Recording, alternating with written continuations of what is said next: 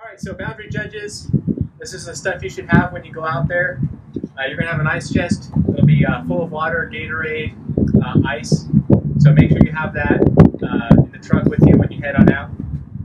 You're going to have a bucket full of stuff. You should have a radio. It should say corner on the back.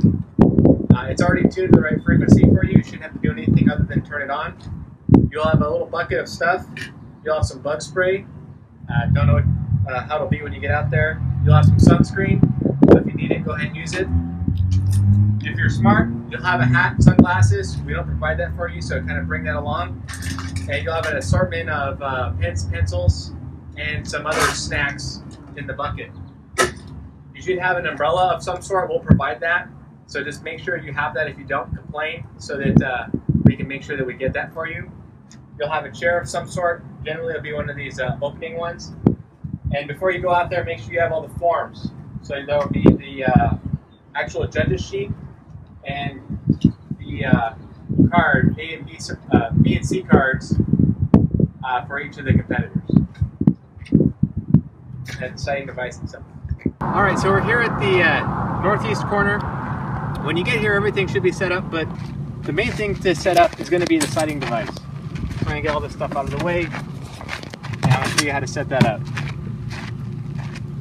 So the sighting device has these two parts that come together that open it up to 90 degrees. So there's a bolt on one side. Just take the bolt out, slide the two pieces together, pull them together, and then drop the bolt through and put the nut back on the other side. This is set up to make the device 90 degrees.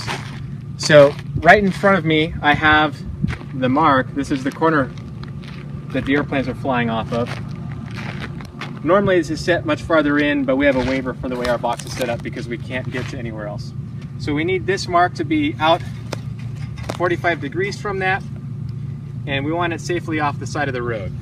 We need it to be square so that the two vertical planes that this creates is not leaning into the box in either direction. So we need the sighting device to be square on both axes. So unfortunately out here there's not a whole lot.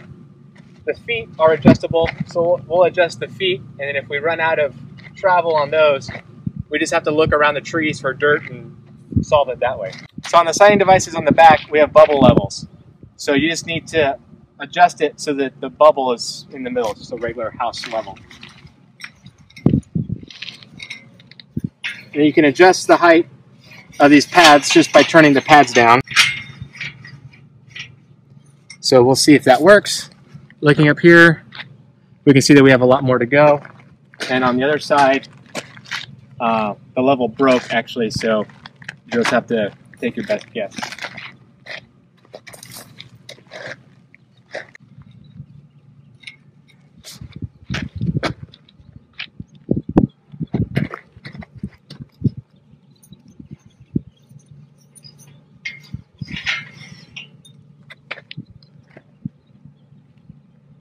And if you have an iPhone with a leveling app, you may actually need to use that because our level here is broken. Don't change it while they're flying. If you bump it while it's flying, you need to try to put it back exactly the way it was.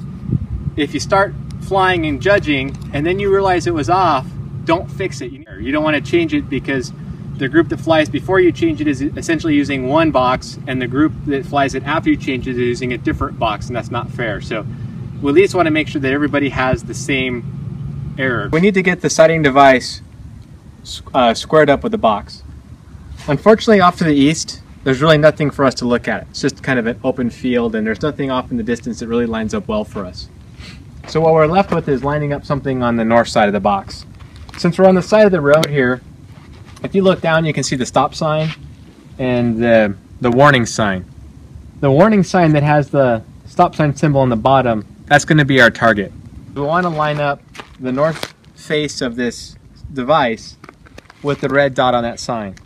So if we look down the north face there, we can see that it's not quite perfect. It needs to go to the right just a little bit more. Generally, it doesn't take too much to get everything lined up. This device is set up pretty well now.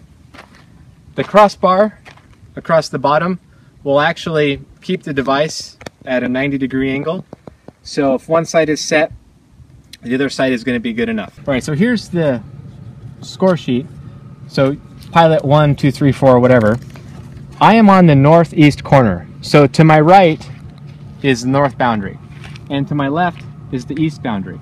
So to try to make my life a little bit easier, I am going to put the north boundary on the right column and the east on the left column. So if they go out over here, I write it here. If they go out over here, I write it over here. Another thing that will make my life a little bit easier is if I use the opposite card that the judges are using. The reason it's helpful is that the pilots will typically go out north or south. And so if you draw an imaginary line here, I drew one here. If they go out, these are probably all the figures that are going to be on the north side of the box. So that helps me keep track of where things are. So this figure number 6 here is probably going to be on the north side. It's to my right. It's on the right side of the paper. It lines up with the right column.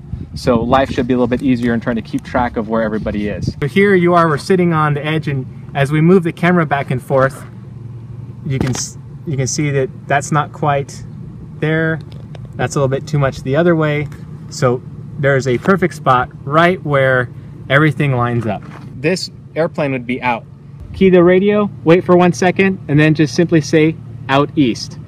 As it moves in, once the pen is no longer, is kind of hidden by the sighting device, the airplane is then considered in east, even if part of it is still outside. The last flight of the day, we don't bring everything back with us. We actually kind of sort of hide everything over here in the orchard.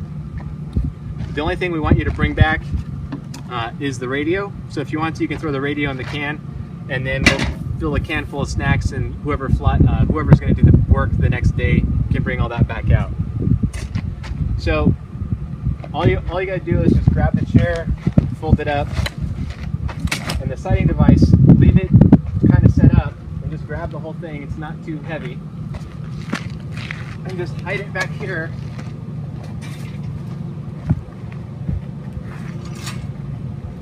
Put it back there in the orchard. The chair and the umbrella, throw that back there too.